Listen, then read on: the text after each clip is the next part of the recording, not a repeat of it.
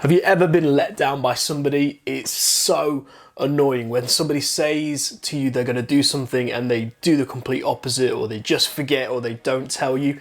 Now, you have no control over that, but you can control you. And this video is all about how you cannot be that kind of person. This is the Lifecraft Co channel. Here we go.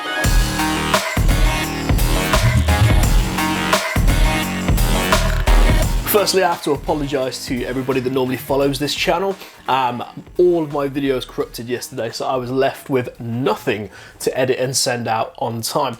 But we want to do a series each and every month, and this is looking at personal ownership of your life. And so one of the things that got me thinking was when somebody says to you they're going to turn up, they're going to come for a meeting, they're going to do you a favour, they're going to deliver on something that they made a promise about, and they don't do it. And it's not that you wouldn't necessarily say it's okay if you don't do it, you wouldn't let them off the hook. It's that they just don't tell you and disappear. They go dark, they go off the radar.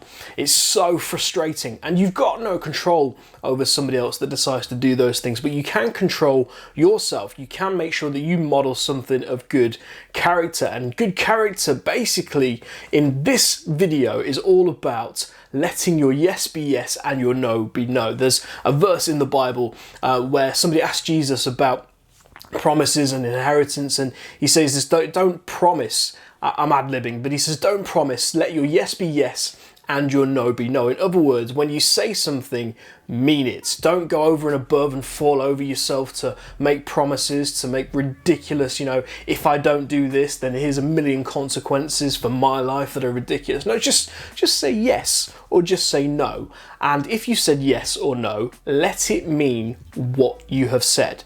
Don't be a person who says one thing but does another. And it's so frustrating when somebody tells you that they're going to come through and they don't. They drop the ball. They just don't do the thing they said they would. You find yourself wanting to not trust that person as much. It's not that you don't like that person, it's just it becomes a matter of integrity. And for your life and for my life, we want to be known as people who are integral in the way that we think, in the way that we speak, in the way that we behave. That when we say something, we're going to come through for you. We're not going to let you down.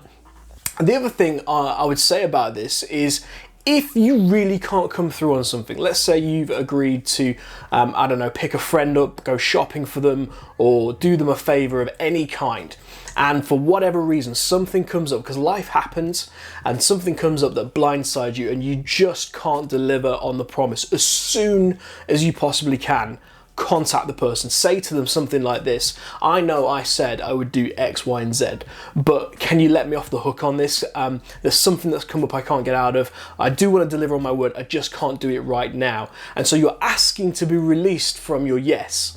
And so people start to get a sense that you really do mean the things that you say. And they also get the sense that when you say no, you really mean no.